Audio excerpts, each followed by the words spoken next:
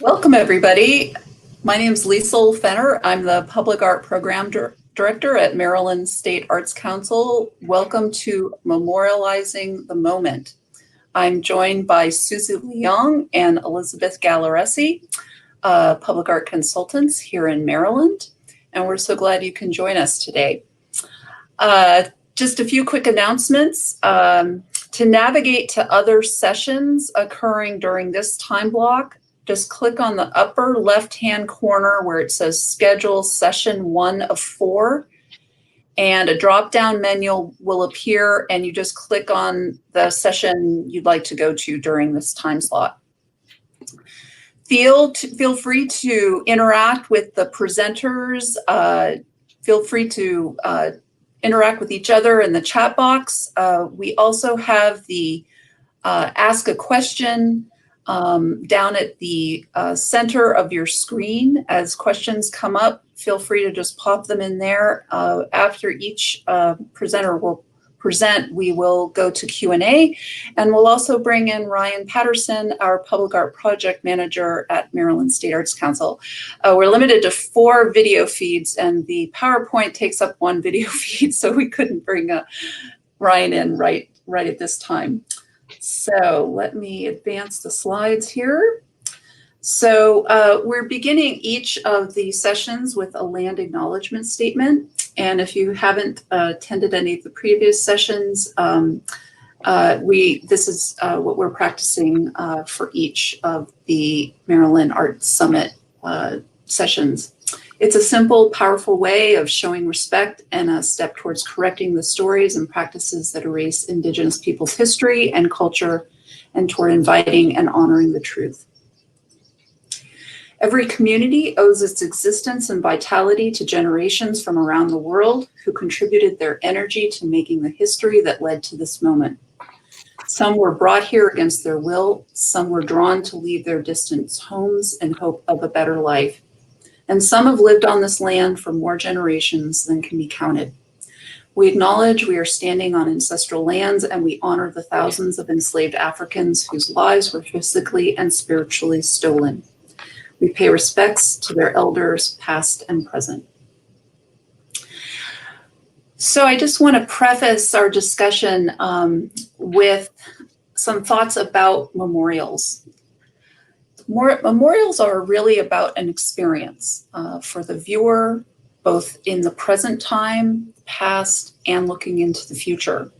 Whether a memorial is temporary or permanent, it tells a story about a collective history. The types of memorials are many. There are memorials to higher powers, such as Stonehenge. There are memorials to groups and movements. There's also memorials that honor and remember people and events. Our presenters today are, again, 2 public art consultants who will be covering an array of memorials, and in their presentation, they'll also be discussing their work planning the Maryland 9/11 Memorial at the Baltimore World Trade Center. So I will turn it over to Susie and Elizabeth. So welcome, everyone. Thanks for joining us. We really had wanted this to be kind of a discussion amongst public art professionals, and then when we change formats, it's going to be a little bit difficult to do that. But please do comment or say something, because as soon as we get through the presentation, we'll try and hear like your ideas about potential memorials and what you were thinking along some of the lines of what we were talking about. Now, we almost don't need to do this because everybody knows, you see on the news, like just the staggering amount of deaths of COVID-19. And how this presentation had originally come up was last month in, I don't know, late April, I had called Liesl to ask her about funding for a different public art project. And I said, Liesl, do you know of any good digital artists? Because I had been thinking about the fact that when I was watching the news, which I was a lot in kind of the early months, that at any other tragedy in the nation, that you would see the faces of the victims on news constantly. and you would hear their stories, you would hear from their relatives, and you would really get a sense of who the people were who were dying, and get an ability to share the grief of the people who were losing loved ones.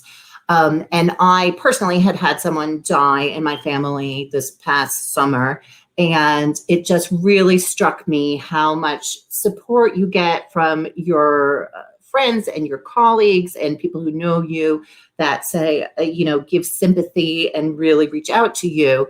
And I felt like the victims of this pandemic were really going uncelebrated, and we didn't know who they were. And when I would get on a conference call like this, I could be interacting with people who might have had someone in their family die, and they wouldn't even know, which is unusual because, you weren't seeing people kind of in a normal manner as usual.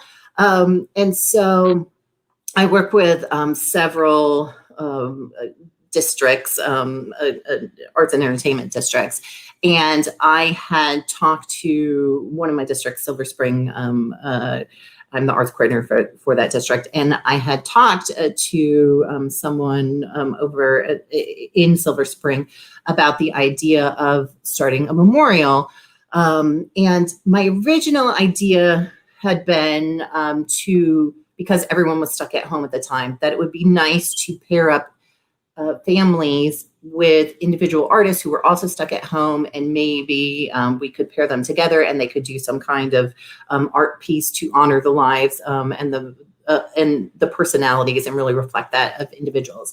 And then I thought, well, that might be a little complicated. So I started looking around, and Liesl, if you could advance to the next slide, about what was out there from recognition of the time. So I only really found like 2 or 3 different ones. One of them was this CNN site, but it wasn't even quite this fleshed out at the time. It looked more like kind of just like lines of names and their number, and where they were from. So it was very bare bones. And so I had to ask Liesl, did she know of any digital artists? Because I was thinking, maybe I could do something where, yes, we were taking the people in Silver Spring, but also the people in Maryland and people around the country, and having a digital artist do something for them, so that way we didn't, we could do something online that was beautiful and touching, etc. But, still was able to respect social distancing.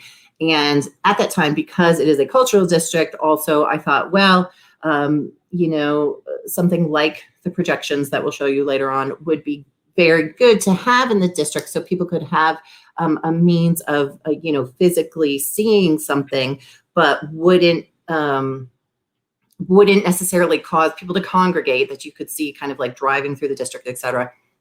So I had wrote to Home Depot to ask them, would they be willing to donate? And at the time, we'd only had like 50,000 dead, but donate lights for everyone who died. And so that's a little bit trite, but often what people do, light a candle, but have a solar light where we could set them out, one for each person who had died, and then kind of combine the two. So that was the basis for it, because Liesl and I started talking about this particular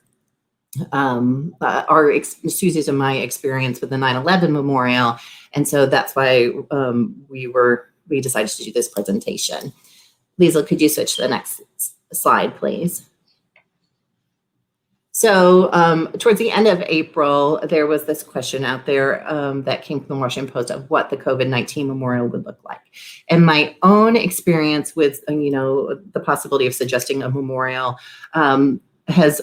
I got asked the question of, do you think it's too soon? Like, is it too soon for people to be starting memorialize? It's likely that the deaths will continue on into next year. Aren't you kind of jumping the gun? Also, would people have a problem kind of self-identifying, saying, yes, I have someone in my family who has COVID and who has died from COVID, because they were worried. The person I was talking to was worried about whether or not people would be willing to say that, because they thought there might be some stigma for it. For doing something kind of district-wide, I also got somewhat pushback of like, oh, is this too depressing? And people don't really want to come back into life where you're doing something across a district that makes you think about it every time, all the dead people, every time you are going into Silver Spring.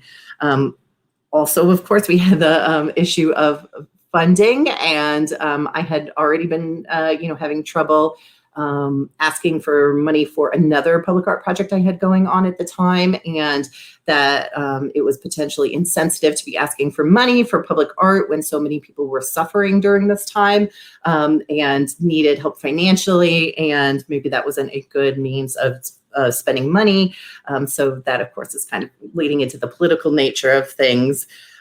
So all in all, I think those are, several elements that we can discuss about things that go into when you're planning for a memorial. Liesl, do you mind going on to the next slide?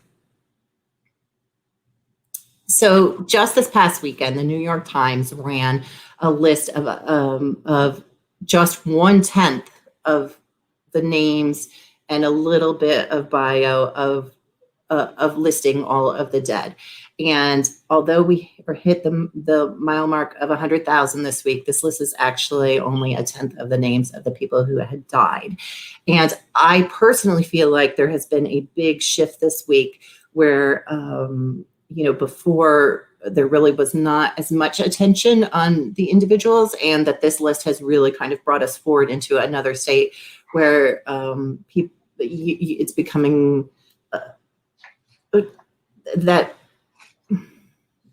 it's, sorry, I find it super sad that, people are really realizing and acknowledging that maybe we can't wait on everyone who is going to die from this, because we are missing celebrating the lives of the people right now who have died, and that we are not, acknowledging their contributions in life and the grief that their family is going through. So on the next slide, this is just a list of what the full page looked like for it. But I would like to show you, the next slide is one of many that is an artist's reaction to this piece. And you can go online and see other reactions. But basically, artists took this list of the dead and have either done a digital image over it, or in this case, a watercolor over it, reacting to the memorial itself. And Liesl, could you go to the next slide, please? Right here, this is the Vietnam Veterans Memorial. And one of the things I love about this memorial is the public interaction with the memorial. That's always very important in thinking about how it will be perceived, and how you can interact with the memorial itself. This is, obviously lists all the names of the dead, and the 9/11 Memorial does also list the names of the dead in Maryland. But I think, acknowledging the names, it's my understanding from reading about this particular memorial that people were not necessarily happy with the design of it in the beginning, but it has certainly become one of the most iconic memorials in the country. I personally love how much you can just interact with it, and that people go up and really, spend time with it and look for people that they know and do the rubbings to take home with them afterwards. And this next slide is the Vietnam Memorial again, but just a larger shot. And so you can see how people leave flags and flowers, etc. And this particular gentleman was actually a serviceman who was just on a run, who stopped to read one of the notes as he was passing by the memorial. So do you want me to start? Thank you, Elizabeth, for all that. And I just want to say thank you, Liesl, for organizing this. And thank you for coming to this session. And to be honest, when Elizabeth, talked to me maybe 3 weeks ago about this, before we kind of hit that 100,000 mark, I feel like there was a shift in terms of my thinking about memorials. And is it too soon? Like Elizabeth says, is it too soon now? What are we going to do?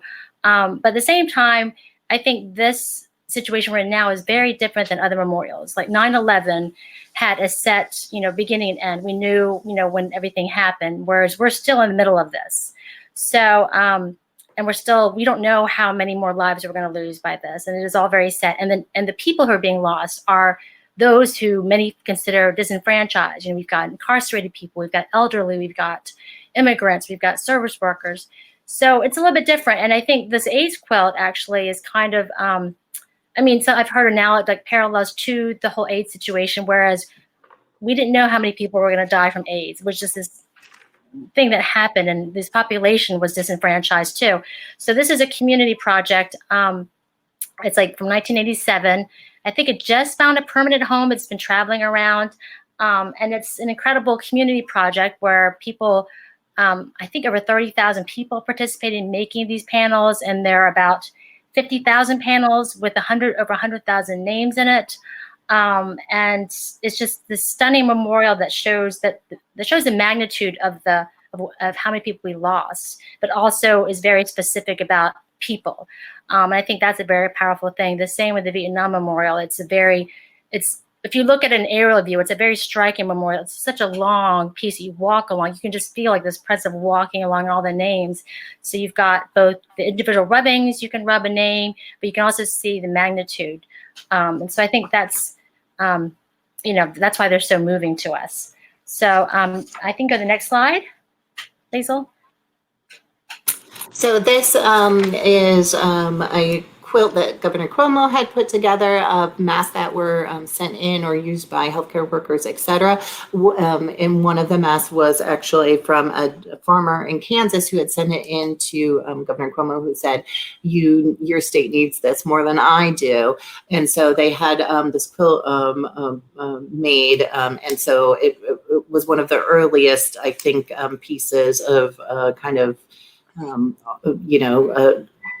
big art pieces related to COVID, and also really reminds me of the AIDS quilt in that, it's pieces of many people combined together. And this is a projection down in DC, and it is documenting the lives of people who have passed. And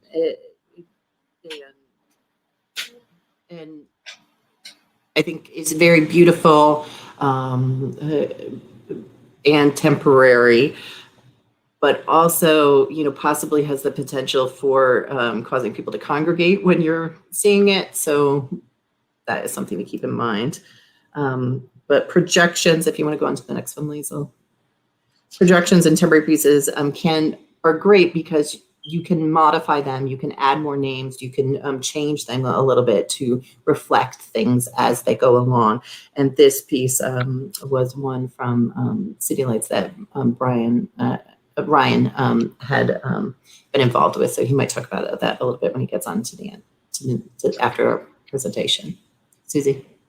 Sure. So, we talked a little about the temporary types of memorials, and then we have these major architectural pieces, and the nature of architecture lends itself to more contemplative, reflective memorials, and that gives scale and kind of just scale and magnitude to those remember in a more permanent manner. And this is the National Memorial for Peace and Justice in Montgomery, Alabama, and this is from 2018.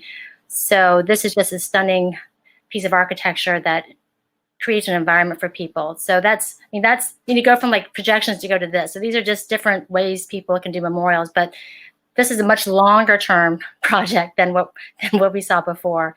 I'm gonna go to the next slide, Liesl.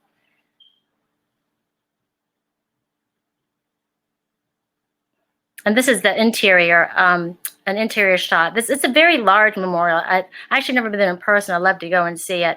But hanging are 6 foot tall weathered core 10 steel pieces, like over 800, representing the counties where lynchings took place. And on the names of these hanging pieces are names of victims. And this is a broad time period too. It's not like one day, but I think it's multiple decades of documenting, and some of the names are unknown on there. So this is just a way to remember those, both specific and the magnitude that we talked about before. Go ahead, next. So this is more of an in the moment memorial, which is showing the grief of the nation or the mood of the people, or, kind of an immediate response to a tragedy or railing against the reason why that the memorial is necessary. And I think it's sadly something that our country has gotten very good at with all of the shootings for the past couple of years. But this is the Tree of Life Synagogue, and was just made by one of the congregation where they wrote the names on it. And Lisa, will you switch to the next slide?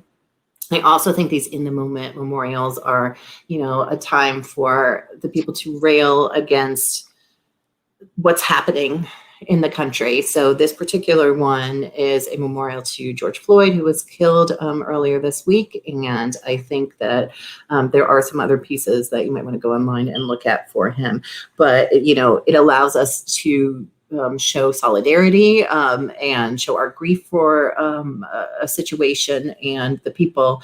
And I think that coming as it is, as we are starting to reopen that the George Floyd killing and the memorials to them will be quite memorable during this time of COVID.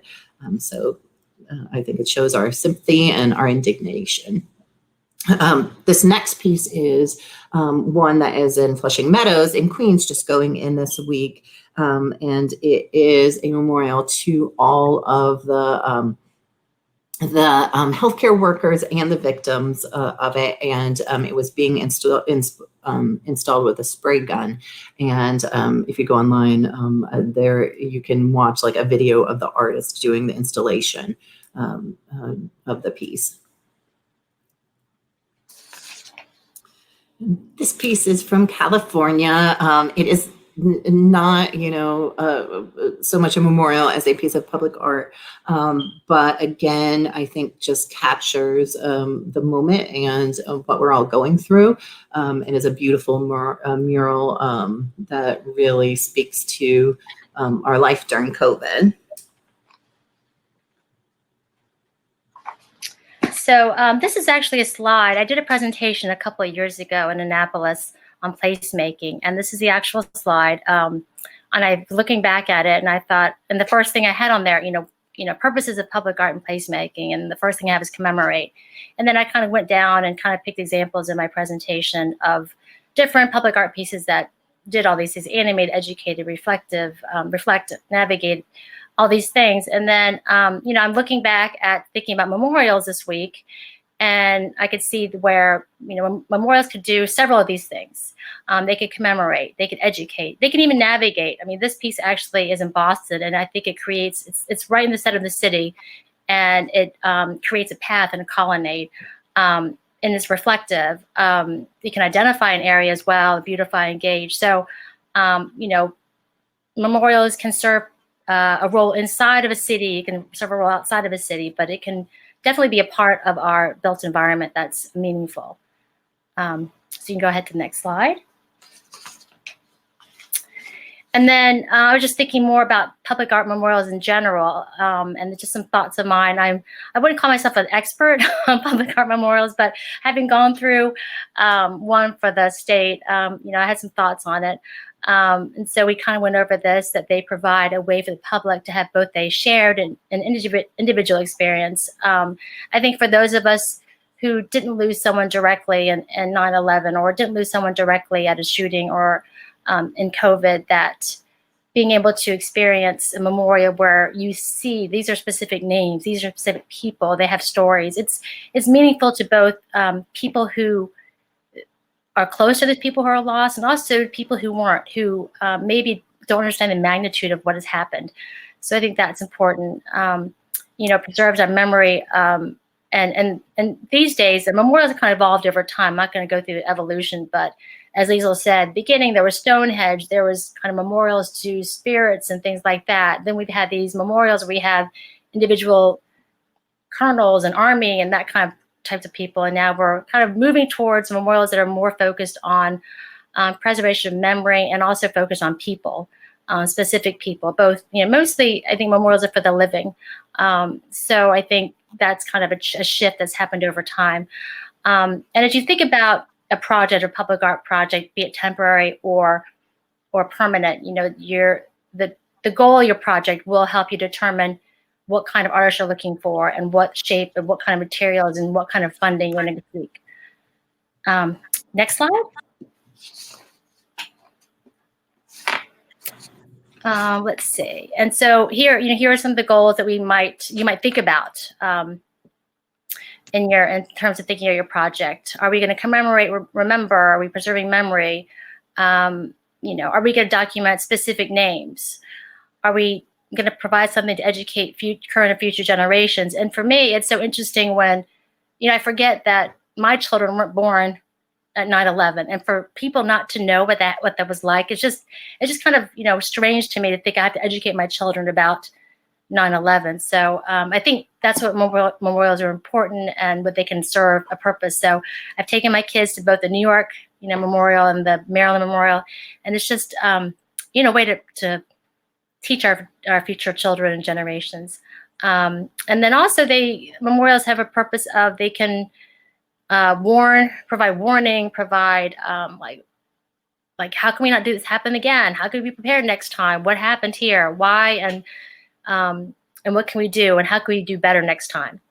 And as Elizabeth said, those temporary memorials really can create a sense of solidarity, of unity, of we don't this is wrong or this is right. It can just create this sense of unity. And I think that is important for memorials to help people grieve. And I think right now grieving is very difficult for people because we're still, not all of us, but some of us are still stuck inside, stuck at home, aren't able to go out. And so I think even more so now than before, some type of memorial, some kind of remembrance is important for our community. You can go next slide. Sorry about all this copy. I forgot so much here. So these are some questions you might want to ask yourself. If you're starting to think about a public art project or public art memorial, what are your goals? Do you want an individual community experience? Do you want, do you want both? Who or what do we commemorate? Are we commemorating service workers? Are we commemorating people who died? Are we doing both? Just things to ask. What's your timing? Are you short-term versus long-term? I think there's a place for both of those types of memorials. I think, for example, like the shootings, I think there's definitely a need or a desire for in-the-moment type of temporary projects. For COVID, it's apparent there's a desire for those in-the-moment type of things as well. But you also have to think about, if you're doing very specific people, if you want to, like families, how soon is too soon to engage families? Even 9-10 years when we did the 9/11 memorial, it was still raw for people to talk about it. It was still difficult for people to talk about losing their loved ones and what happened. And I think one person I talked to was like, I had a hard time tracking her down. She really didn't want to talk about it at all. She's like, I'm not talking to you about this. I'm done.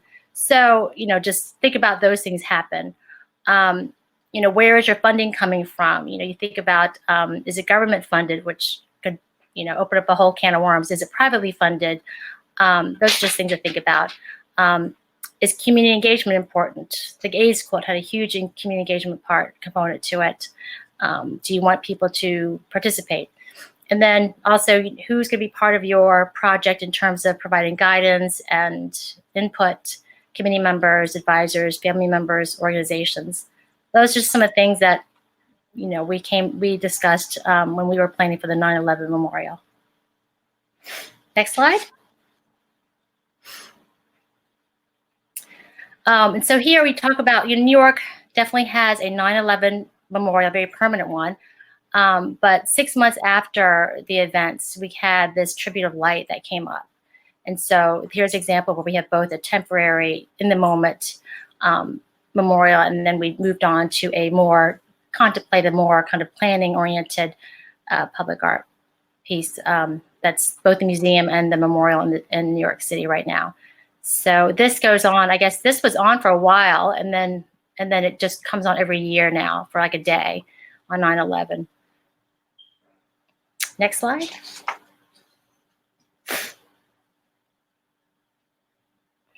And this is another project, which is a commemoration. This was Cindy Chang, or Candy Chang, I'm sorry, Cindy Chang, or is it, actually it's Candy Chang, I'm sorry. And she created this to grieve someone who she lost, who was close to her. And so for her, she was just sad and depressed, and she said she wanted to do something. So she put this up on a building in her neighborhood. And so community engagement was very important. And also I think in her neighborhood was very important, and her, it's abandoned house in New Orleans, at a house that took on a new life when people came and expressed their desires of what they would like to do before they died. And this project has really just grown and grown. And I think there are 5,000 of these projects in 75 countries. So this piece really depends on community engagement. Next slide. This is the Iwo Jima Memorial, and I think, iconic images really get burned on the brain of the nation, and they are, often rendered by our memorials and how we associate those happenings with that memorial. And also, cynically, I think that, often memorials are expensive, permanent ones are, and so large pieces of public art costs a lot of money, and memorials certainly do, which is why they are such often large public art pieces. Mm-hmm. Yeah, I think this was a photograph first, I think, or maybe not, but I thought it was a photograph, and it became so iconic that it became like the sculpture. But correct me if I'm wrong, anybody. So next slide, I think. So moving on to our memorial in Maryland, and iconic pieces, or iconic items or artifacts.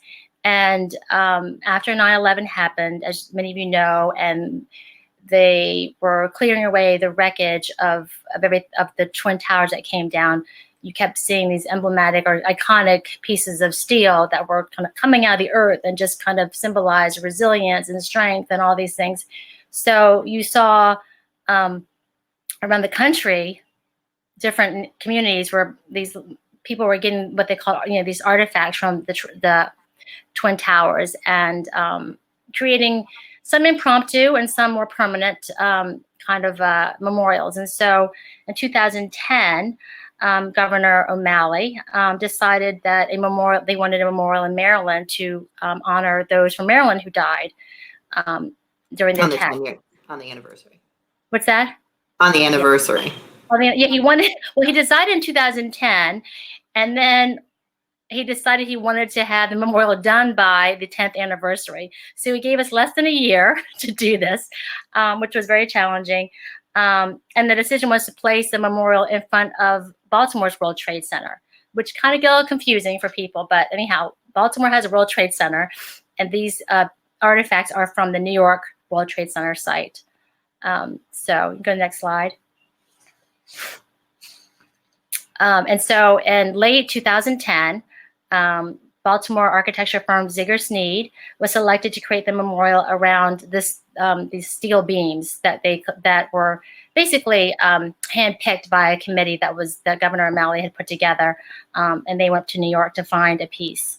And apparently there was this big, large hangar where people could they just had these pieces there, and they were labeled, and this committee went around. They just said I don't know if you heard this, Elizabeth, they were walking around and they were just drawn to these beams specifically for some reason. They were drawn to them, so they picked them up. And so the memorial addresses all three sites of the attacks, because Marylanders were lost in all three sites, both the Pentagon, the World Trade Center, the Twin Towers, and also there was a passenger in Shanksville, who was playing, Flight 93 that crashed in Shanksville. So all three sites are memorialized on this memorial plaza. And if you see here, it's a huge marble base or plinth that these pieces rest on, and the notches, and you can see a shadow there. So basically on 9/11 every year, on the exact time, like 9:06 or whatever time, the shadows line up with these notches on this memorial, and to see someone has captured that shadow on there. And you can only see it if it's a sunny day, but it kind of talks about time and the passing of time, and just those moments when we think about, we all remember those different moments of that morning where different things were happening. So it's like we call it, it's like a sundial. It's a memorial and a sundial at the same time. Ziggersnee did a beautiful job with it. One of the reasons why the beams are laying down is they felt like, often the beams were shown erect, but they wanted to show them after the disaster.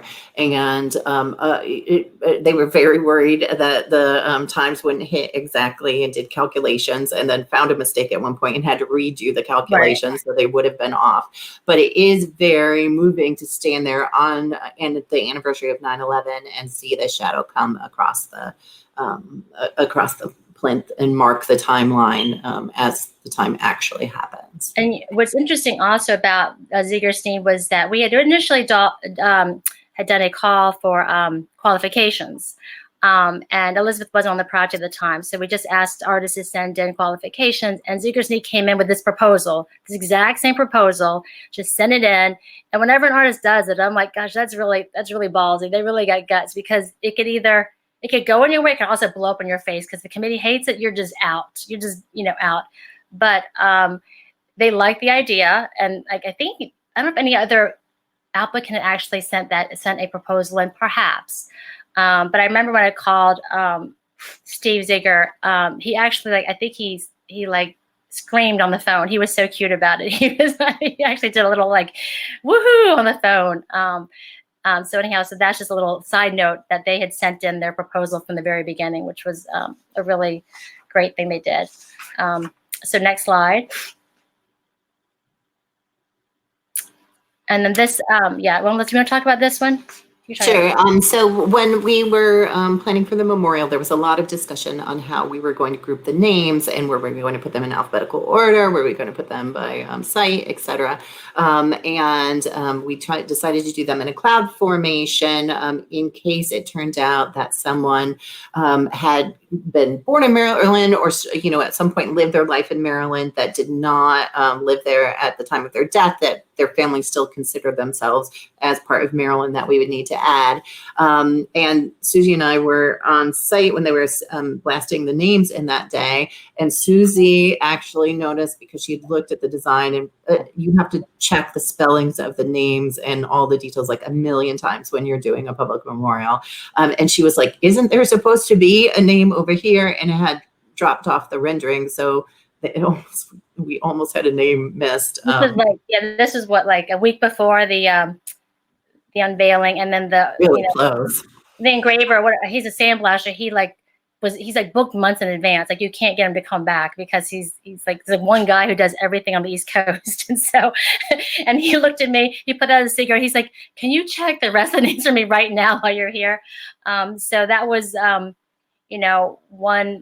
one of those things you got to make sure you double check and triple check and everything.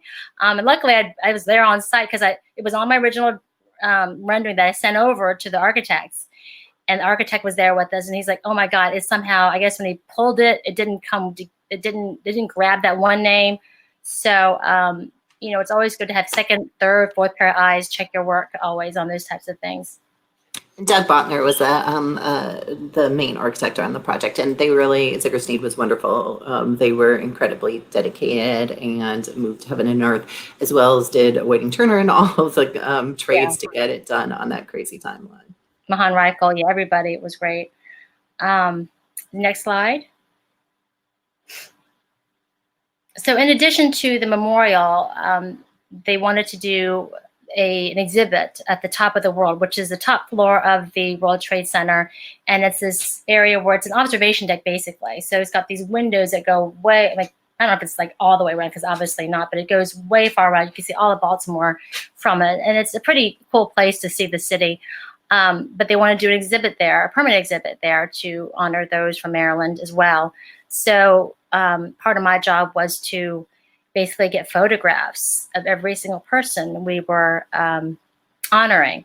And it was not an easy task, let me tell you that much, because back in 2000 or 2001, we didn't have smartphones, and we didn't have so many digital cameras. I think I got a digital camera in 2004 when my daughter was born. So that was when I had one. So, and some of these people didn't have current or good photographs of their family members. So it was challenging, and I talked to every single family member to get those names, get those pictures, and get a short bio of people. So that was interesting. And so I got to know these people. I know, every single one, I read something about them, what they did and who they were and their families, which was great, but it's also very sad too. It was super sad. There was a lot of crying during those last couple of months in the office, a lot of crying. Yeah, and there was just a variety, just where the people came from. You had people who were, people who they grew up and they were living in Chevy Chase, so they were affluent. Then you had people who, like one day we sent a courier over to their house to get a photograph. They didn't have an envelope to send me their photo. They just wrapped it in a paper towel and delivered it to me. So it was just, you just get a swath of population of people that you didn't, you may never expect to meet or to interact with. So it was sad, but I think everybody was pretty grateful for a memorial. So anyhow, so you can, next slide. So in addition to the Maryland people, they also wanted to show the New York, like all the names, everybody from 9/11 attacks. And so you can see here, this is on that window that I was telling you that wraps around for most of the upstairs area. And the building is the shape of a pentagon. So it's kind of this unusual, it's like many-sided, 5-sided building.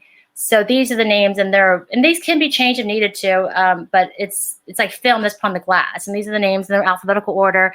And I think somehow, Elizabeth, I think they denoted the Maryland one. They pulled down the Marylanders. Yeah, you can see one on there, like Vincent something Anthony, he's down there. Those are the Maryland people, but all the other ones are New York or Pennsylvania. So it's quite striking to see all the names there. And then and these are alpha order, so it's interesting. You can actually see, does anyone have my name? And you can see like, oh, there's someone with my last name here. Or you can see there were several like Bob or Murphys, or, like Irish names or different names were repeated. So it's interesting to see them all together in alphabetical order. Next slide. So after this, we want to kind of hear by chat, and sorry we can't bring you on camera because of the complication of it, but some of your ideas about what you were thinking about for memorials of this time, or questions you might have about it. Susie and I aren't complete experts, but Willie will tell you about some of the lessons learned for us when we were going through the process. But really, we wanted to be more of a discussion about memorials that you've experienced and what touched you, and also what you were thinking about. So our first lesson learned was about timeline. As Susie said, we had she about a year to do it, and I was not even a year. Yeah, I don't know, like 6 months, 8 months. So a couple of months after Susie had started on it, just because, as we all know, like a regular public art project has like a long timeline for any kind of installation of it. And with this project, we were trying to raise millions of dollars of money for it, and just keep on a timeline. So make sure that you really have built in enough time if you are doing a permanent or even temporary piece to get it done, and that realize it's going to take a lot longer than you think for checking and double checking the names, like giving appropriate amount of time to deal with each of the family members, and kind of deal with them on a one-on-one, rather than more. We really want to make sure we personalized and gave them time for each of them. And Susie had the sad job of doing a lot of that, where it was very sad, and there was a lot of tears in the office during that time. But there, the construction itself was done in a very short amount of time. We had weekly meetings with the construction team that would go on, that would come in early, and the architects and all the contractors were great about keeping on schedule, and everybody just like worked like crazy long hours to get it done during that time. Also, for our next lesson learned is ambition. Just be careful that you can get it done, and done into a way that you feel really it honors the memory of the people who died, and that you have enough resources for that. Like, do you have the time? Do you have the money? Do you have the staffing? And make sure that you just check and triple check every single detail about things. I was saying that Elizabeth wasn't even on the project when we started. So I think we got in over our heads, and my boss was like, can I bring in Elizabeth Galaresti? I said, yes, please bring her in, because I was at my wit's end at one point, because it was just so much with the fundraising, with the design, with the families, with the exhibit. And then there was an event. So like the unveiling was a huge part of it too. And so we were lucky that that the state, had the resources to hire Elizabeth to come in to just work on it. That was her only job, was to work on this project with me. And I was supposed to be doing other things, but Elizabeth, she was like the 9/11 person. I was down to the logistics. Every lunchtime we would meet and talk about okay, here's the checklist. And I would make up that checklist on Sundays that we'd write it up to turn into the state and then go through it every single day. Definitely expect the unexpected. Odd things will be happening during the process.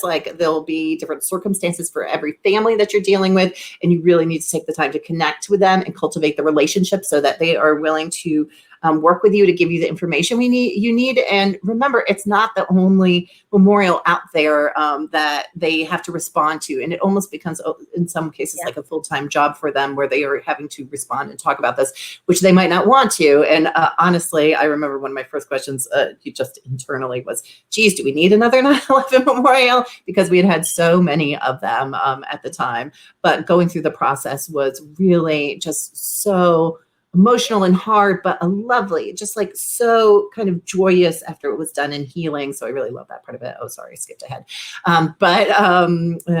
Don't go it alone. Make sure that you are seeking out the resources. A lot of the work that Susie did in the initial part with research of contacting the families and things like that. She met with the New York organizers and the Pentagon organizers because all of that had already happened on their end for their memorials. And they were really willing to work with them and kind of share resources and things like that. Susie, do you want to take over? Yeah, I would just say you want to make sure that all your information across organizations is the same. You want to say where they're from, what year were they born. You want to make sure that you're always on the same page. And so I definitely use the Pentagon organizers were a big resource on what to do, what not to do. They were actually the liaisons with the Pentagon family. So that was Andy Amerman, I think it was his name. He came and he was on our committee and he advised us and he said, well, I'll talk to the families. I'll get their information because we had to get permission. Could we contact them directly from us? So it's all these layers of bureaucracy that we need to go through and things we didn't know until we got down into it.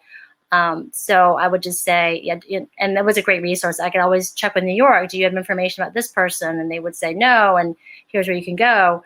So, definitely. I skipped funding, Susie. You got to go back to that one. Well, funding is important because, a lot of people, public art in itself is controversial in terms of funding. Memorials may or may not be. And for our project, for the Maryland Memorial, the governor said, okay, no public funding because it was going to be, a lightning rod. So the goal was, I can't remember, we were supposed to raise $2 million, Elizabeth, 1.7 million or 1.4 million. Anyhow, we didn't meet that goal, but we kind of tried. Susie, what was the budget? Because actually, people are curious about. I'm trying to remember. I think it was over. I want to say it was over $1 million, Elizabeth. $1. Yeah, it was. I think it was 1.7. It was almost 2 million. 1.7 at the end, but then I think we only ended up raising. I don't know if we made $1 million in the beginning or not. And I don't know how they funded the rest of it. I'm not going to ask. They found the money somehow. But it can be, I imagine, especially with COVID or with any memorial, people are like, well, why are you spending money on this as opposed to this? So, but if you go privately funding your project, it's going to take time. It's going to take resources. It's very hard to raise money for public art. Very hard to raise money for public art, though. For memorials, often you can get donations for memorials. But that was a big part of the job of what Susie was doing in the beginning. So on top of everything else, right? There's a fundraising, right? Making the press pack, making the packets to send out to all the donors, and we did. All that information we put together. I remember we got $100,000 check in the mail. Like someone put in my mailbox. I'm like, oh my God, we got $100,000. And they were so nonchalant about the office. I'm like, no bells, whistles, those kind of. So we got a couple of big donations, but I would say in public art, what I always think is the most important part is the budget. And I'm usually very tight on making sure a budget happened. In this particular case, we got a lot of the Whiting Turner and a bunch of the ones, donated services and money to the project. And really the crazy timeline meant that we would have been way over budget. And so this one was a little unusual like that. But normally for me, any kind of public art or memorial project budget, number one. I think Whiting Turner are only charged for maybe like material. Don't say. I can't remember. No. Well, actually, did Ziegler Sneed turn in a budget when they did they do the cost estimates after they submitted the proposal? Probably I can't remember. I think they must have after. There are some elements too that did get cut out because like there was supposed to be a line all around that we were just like, it's unnecessary, and costs and other things had risen. And really, cost is one of the problems that influence like the politics of the memorial. So Susie, you want to talk a little bit about that? Well, no, yeah. I'm saying, yeah, you be careful about the politics because for the 9/11 memorial, I don't think there was a lot of politics involved in it because, it cut across party lines. Now with we're going through now, it's already politicized. It's election year. There's some people denying the numbers. There's some people. It's just to me, it's just become so politicized. But at the same time, I think memorials can help us cut through those party lines because we're losing people on, left and right. It doesn't really matter if you're a Republican or Democrat, but I would just be aware that it could become a political, I don't know what to call it. Lightning rod. Yeah, a lightning rod, or a puppet, or just I would just, be mindful of that anything like this can be politicized, and it probably will be at some point. And also that not everyone will like it. Maybe the route is to look temporary first, to look at the temporary response before going permanent. I think so. I do actually think so. I think we do need some temporary memorials because we aren't grieving the way we normally grieve. We don't know when it's going to end, and we want people to remember.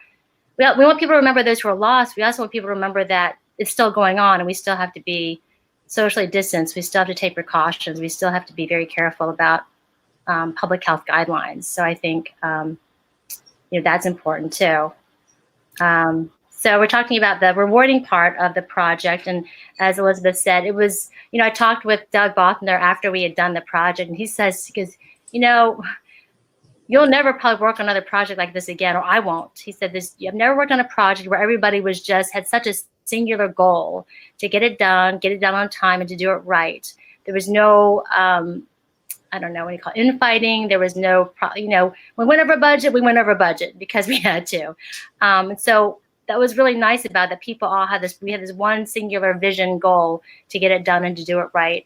I wouldn't say it wasn't always easy. We had, a couple of people who were kind of obstacles. We had to work through them. We got them on board. Or just people who are just kind of I don't know, worried about things, very worried about, is this memorial going to fall through the ground? No, it wasn't going to fall through the ground. But anyhow, that's what I'm talking about.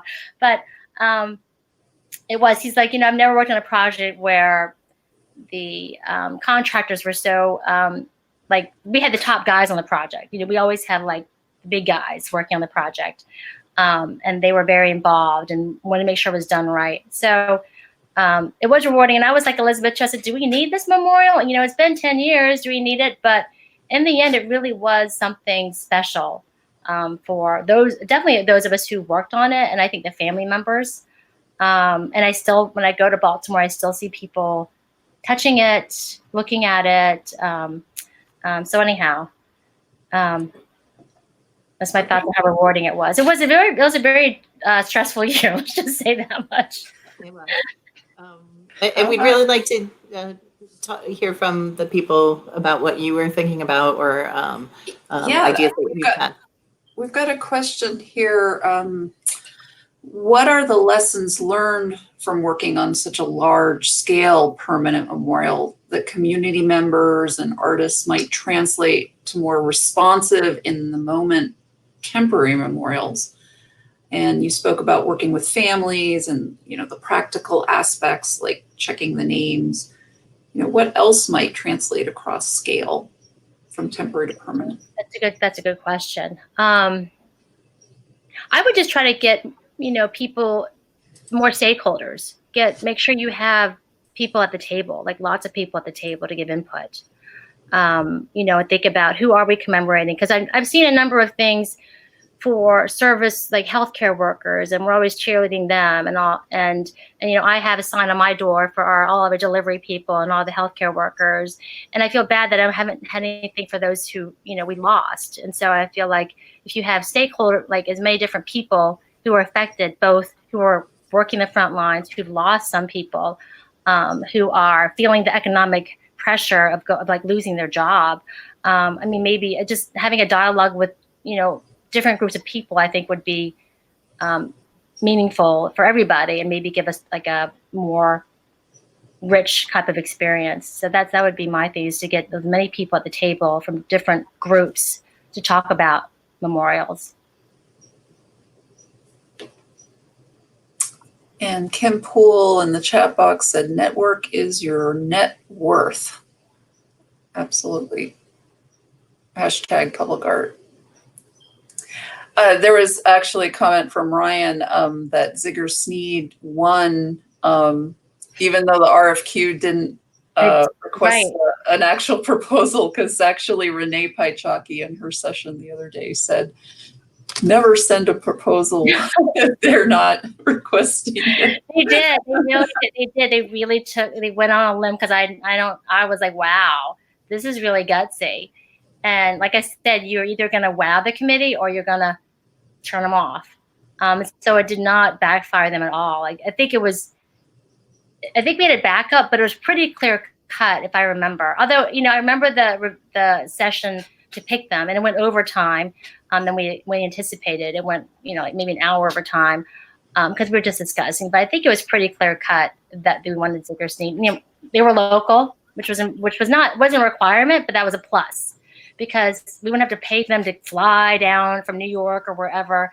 They were just like, 10 minutes away, 15 minutes away from us. So that was really great too. And I think we made the best choice, because they were so fabulous to work with. And it's in their hometown. They're like, it's our hometown. This is where we grew up. We're Marylanders. We want to do this. So yeah, it was very, very, gutsy, I would say. And I've had other artists do that before, and sometimes it does backfire. You're like, nope, sorry, see you later.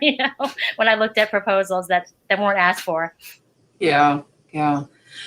And I'm wondering if we're seeing a trend. The traditional figurative was, Iwo Jima that you showed, but then the minimalist modern form of the Vietnam Veterans Memorial. And then the 9/11 Memorial was a relic, from the falling of the buildings. I'm wondering what we might see, if you might have a reflection before we close out. I would say we're more towards in the moment in temporary public art, like really that allows people to react immediately to what is happening. And I think that definitely not figures. And it is just so expensive and such a big thing to make a permanent memorial, that temporary pieces can go up faster and sometimes really hit the feeling of the community just a little bit more.